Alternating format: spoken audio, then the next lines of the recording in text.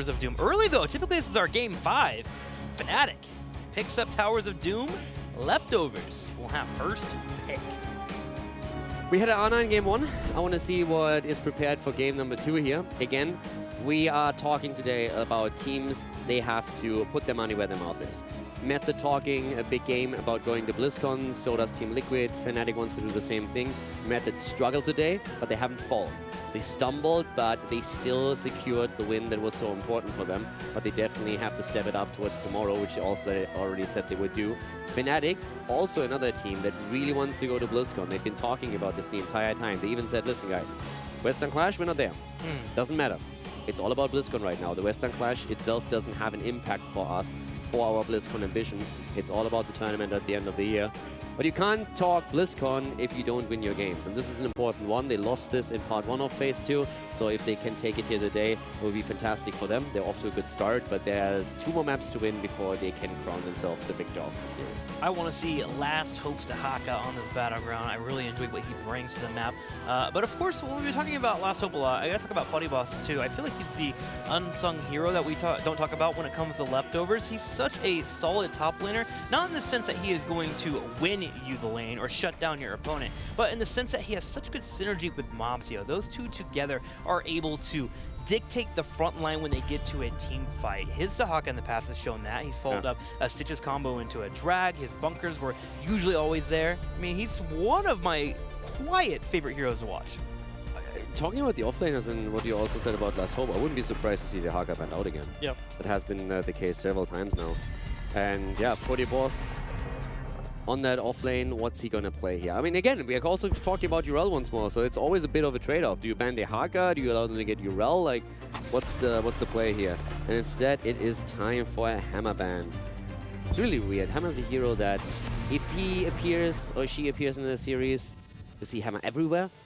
And then you have the next series coming up, and Hammer is neither banned nor picked, and they're completely ignored. It usually takes one game of her being played to open up the floodgates of bans when it comes to her. Just knowing that your opponent is willing to play that slow, methodical playstyle is enough to warrant a ban, especially if you don't really want to try breaking her. She is so difficult to break. The old man comes in as the first pick for Leftovers. Don't mind that at all. A question for Fnatic. Dahaka or Urel? Which is it going to be? What pick are we going to see here on the offlane? Is this Last Hope going to rely on the global play again for a big map like Towers of Doom, or do they say, no, Urel just offers too much in the teamfight scenarios, we can still soak 2 lanes. They go for Dahaka, and they combo it off with Muradin immediately. Strong start for Towers of Doom. Love Dahaka for the ability to control that top lane, but also to double soak if you need him to, but also to pair well with any tank that can force the engage on Sappers. Muradin does that the best in my opinion, and Dahaka being able to brush talk in allows for Fnatic, if they choose to get the damage to follow it up afterwards, to force the hand of Leftovers when it comes to Sapper camps. Urel and Diablo will come out as a second and third pick for the Leftovers. This is the strong 3-man combo that we've been seeing all weekend. Yeah, and it's also one that you obviously are very aware that you're going to give up if you go for the Dahaka variation here. It's a tough one, but I can see the argument in Dahaka's favor. First of all, Last Hope excels on the hero. Second of all, you play on towers. You want a global, but you already set yourself in a situation where you say, hey, we have now one big advantage in the macro game over our opponent, and we need to try and use that. We know that we're going up against a very strong front line and that they got support, but we are still in a spot where we feel we can break through that. So it's always dangerous giving that combo over to any opponent, and we know that for Linked, Deckard Cain is a staple. It's like one of the best heroes, and we know that for the Mobzio, Diablo is just like, I mean, he's a monster on that hero. So big question here is going to be, can Fnatic break through that? They were willing to give that up. Is that going to backfire? So this is a white main here in terms of support for Fnatic. Something to help follow up on the CC train that you have at the Harsh Discipline. So it can be Hanzo. Karazim would, yeah. With Diablo there, especially on the Fnatic side, Karazim is always an option, I think. My only worry with Karazim into Diablo Urel is that if Urel is nearby on the team fight, and you realize that Karazim wants to get off that 7-sided strike, she steps up, helps take some of that damage on that front line, both sustain through. If you really want to, you can use the Ardent Defender and be able to handle them. I mean, it comes down to isolation. That's why you pick Haymaker and Muradin. I'm down. Continue. Tracer Junkrat. DAB is back on his Tracer. But against Karazim. Yeah, is this a little too, oh gosh, we gotta make something happen? I mean, he is fantastic on that hero. He is, but I know what you're saying. It's still, it's rough. But if I look at the draft, I mean, they can make that work. You have Urel, Diablo, that alone is a lot of protection. Thrall taken, so again, triple melee, this time on the other side. Thrall, of course, also great against Tracer, since if you go for Echo of the Elements, you have very simple point-and-click attacks against Tracer. Exactly, you just get those Chain Lightnings in, you have Karazim to follow it up. Any type of point click that you can have against a Tracer, because even if she's like dashing out of the team fight, usually she's low on health after going for the deep dive. Also, we're talking again about the 16 against Diablo. I mean, that has been such a big talking point for weeks now, where you can make the adjustment from Thunder. That's actually like one of the points where you now think, okay, what are we getting? Thunderstorm? Do we try and slow them down? Are we going instead for the Wolf because we're trying to just take down Diablo here? So there's definitely several ways of how you can approach this. Always Wolf. Always. It's good talent, man. I've seen you pick that talent in your stream once, and I watched it for the entire time, and you never completed the quest. So. Oh, the 4 quest? When you watch my stream, I have the unluckiest luck in the world, I swear, man. Yeah, it's true. Like, I fed once on Leo once, and then my Thrall. One. And then you haven't tuned in since. So, and that's when I win all my games. Every time I see you on Leo, you get massive trade. No, my Leo's been good lately. I'll have to show you a replay. Yeah, I haven't seen any of those games. I'll send some replays. My Leo's been hot lately. He's been a god. Yeah, okay. I'm not kidding, man. Drain Hope build against Diablos. Oh, crushing them. Game number 2, boys and girls. We are heading in, and we are going to go for our second game here, where we have linked again on deck at Kane for the leftovers. Down in the series, Boss is on Urel. We have Mopsy on Diablo, that heavy frontline again. DAB on his Tracer, and Blake Kidney on Junkrat. On the right side, Mene on Thrall, Last Hope on Dahaka, Schwimpy on Hanzo, Breeze on Murden, and Smexy to deliver punches with Karazim. Time to shine. Let's see how that's going to work out for the leftovers. And Fnatic 1-0 currently for the red team. The last time that the two of them faced off against each other, Fnatic took the 2-0 lead in the series, and leftovers went for the reverse sweep. Back then, Fnatic a lot more, I don't want to really call it flexible in like draft, but it's what they did this day, experimented a lot more with the way that they were drafting. Creative. A little bit too creative, exactly. That's probably what hits it the best. But they definitely sharpened up their draft game, and also the entire way that they shot call and rotate on the map. For me, I'm going to be keeping an eye on DAB. I want to see how he makes this work. Hanzo, however, already taking some damage here as Mopsio comes in and gets a combo. She wouldn't be able to jump away thanks to that natural agility. But when you're playing Tracer, especially towards the middle stages of the game, when you have scatter arrows flinging out, if an auto attack comes out from Hanzo, he can dispatch of you quickly. And then you have Karazim, who can dash onto you at any point. It's hard. I mean, the biggest question is, did he buy a new monitor or not? Yeah. I remember that conversation, actually, at the Western Clash. Yeah. Played with... He's playing on a potato monitor, and he got to experience the beautiful display of a monitor that is played at 144 hertz, right? Is what he's going for? And he just freaked out. He was like, wow! Wow! It was actually really, really funny. First of all, there's plants on the map. Like, he saw so much. He experienced zero lag in the LAN environment with his Tracer play, and then also the monitor settings, and he was just blown away. Not quite blown away, but definitely something to point out here, as we see a bit of an engagement happen from leftovers. Is also the talent choice for Karazim, going into Transcendence. And the first kill against Hanzo here, Schwimpy. The first blood in the game, not even Transcendence could help him. Maybe you did get the new monitor, man. Yeah. That was a nice false bomb. That was a lot of hurts coming in as it hurt Hanzo. You look at me like we're like this alliteration is something where you're thinking, okay, look at what I just done. You're like a puppy that looks at someone. Look what I did. That's funny. You're gonna get a cookie. Oh, but this might actually be painful here. DAB dashing away. Has enough. Schwimpy comes in and tries to land the arrow. Does not quite Talking connect. about cookies, where's my muffin?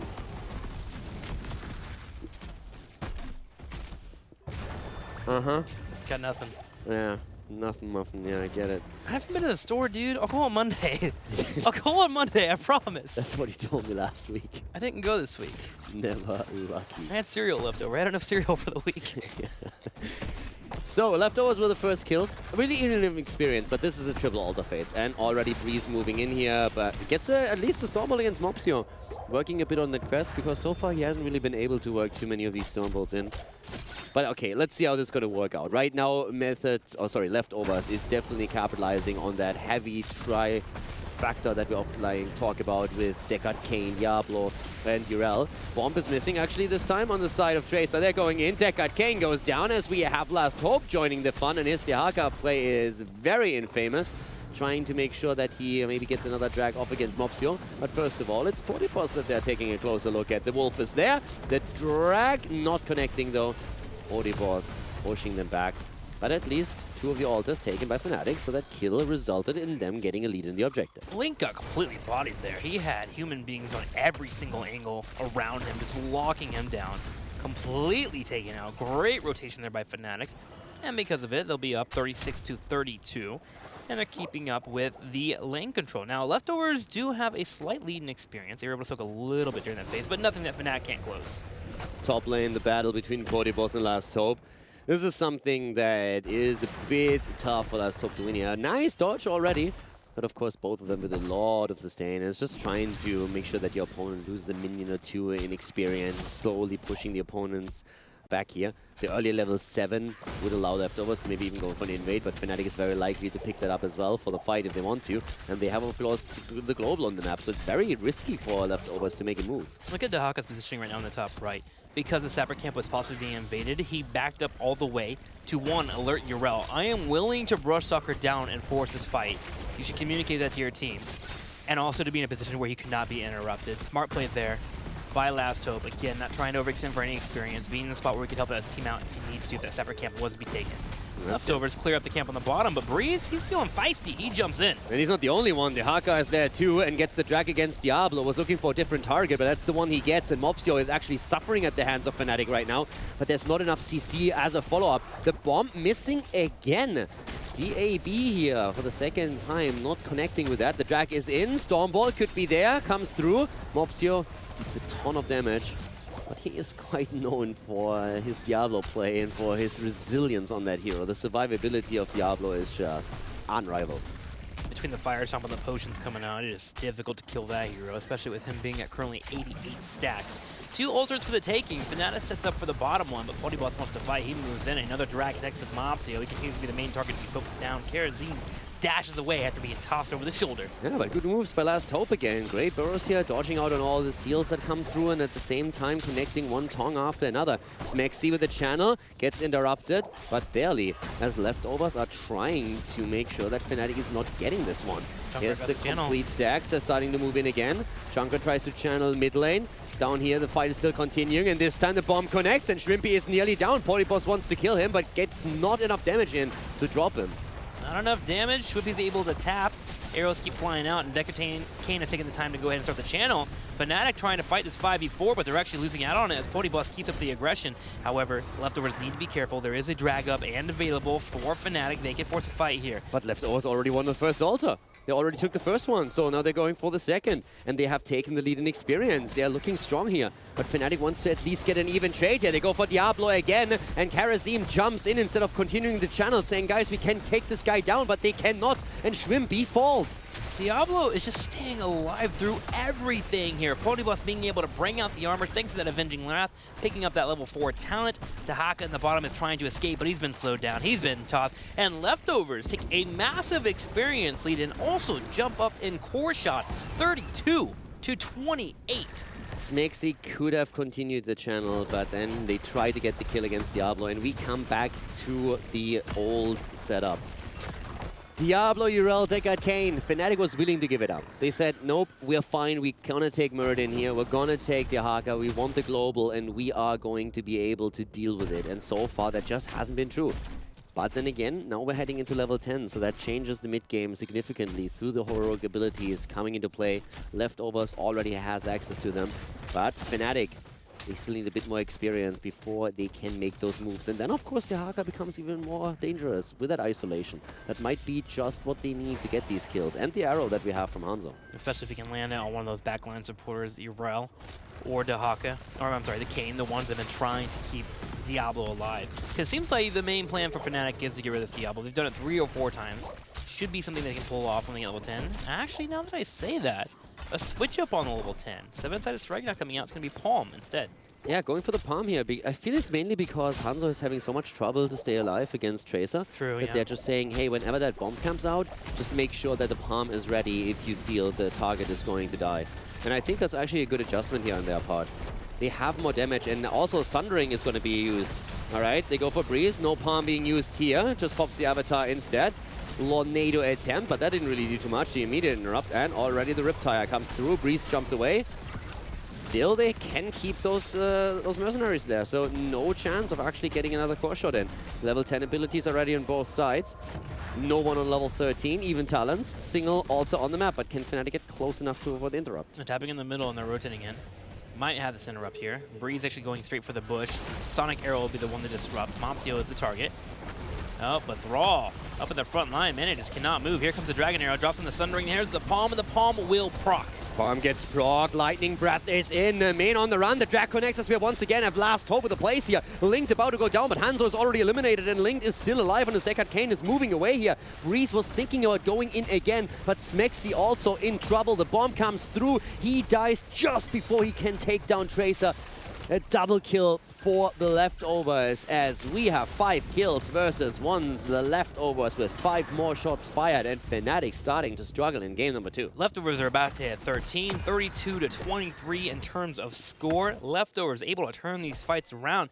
Fnatic even able to get that big Palm on top of Thrall, but it just wasn't enough with Hanzo falling to Urel in the back line. Urel controlling the left side as well. Dahaka just not being able to get in that full engagement. Leftovers continue to take this front line and show why it's so strong and drafted so much this weekend. Yeah, absolutely. Again, the power coming through here off that combo that we see for Leftovers in this game. And I am very sure that we are going to see draft adjustments for Fnatic in game number 3, no matter how this game ends. It was definitely one of the scenarios where they said, boys, we can deal with it. But right now, they are struggling heavily to do that. They made adjustments with Sundering over Earthquake and Palm over 7-sided, but Leftovers, they hold on now to that level lead and the talent advantage, which makes it very difficult for them to engage. Breeze gets stunned into the wall, might have to pop his Avatar even, hops out for now. Tornado comes in. No cooldown being used, but the Haka is in play now. Last Hope goes in, tries to get the drag, but the Tornado actually stops him. DAB finds Hanzo once again, drops the pulse bomb, there's the kill. And I mean, my words, man, I think DAB will be able to pull it off, but he is getting to that back line and he is delivering. Yeah, DAB definitely playing really well here. Missing a couple of those pulse bomb, but again, that's always the big risk when you're playing Tracer, and it's fine to get that damage out. Sundering comes through, Main on the run, Palm being used by Smexy, good timing by him. The Palm gets blocked, the drag is in, Bell Tower reclaimed, might actually also get some damage in if that fight continues in that spot, but Leftovers are aware that they have to move out early. Sorry, my bad, the Bell Tower was actually now about to be reclaimed. I read that wrong, sorry. It was in the middle. It was a lot of damage. It got taken, then it got blown up. It was all over the place, that tower, man. It stood firm, but it couldn't stand long enough. 5 more shots. Yep. Down to 18. 32-18, 15 to almost 13 for Fnatic. I mean, Fnatic's problem is really just securing kills. It's a big issue that they have here. Level 13, I mean, it's going to help them with survivability on Murden's side at least.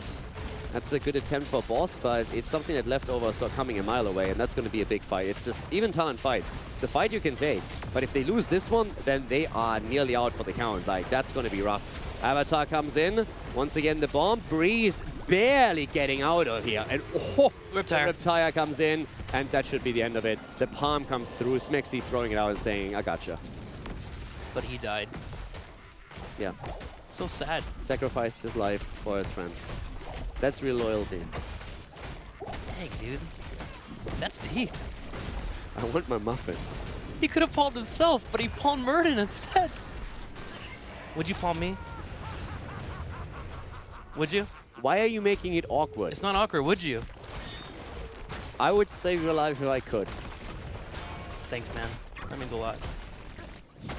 Beltar in the middle. About to be cleaned up. There it is. Same time. Leftovers are working on the top lane. Full 3-level lead. They are just running over Fnatic, and it comes at a really poor time, too. Look at this. 3 altars in about 20 seconds. It's a bit of a reverse from what we've seen last game. Leftovers are just completely running the show here.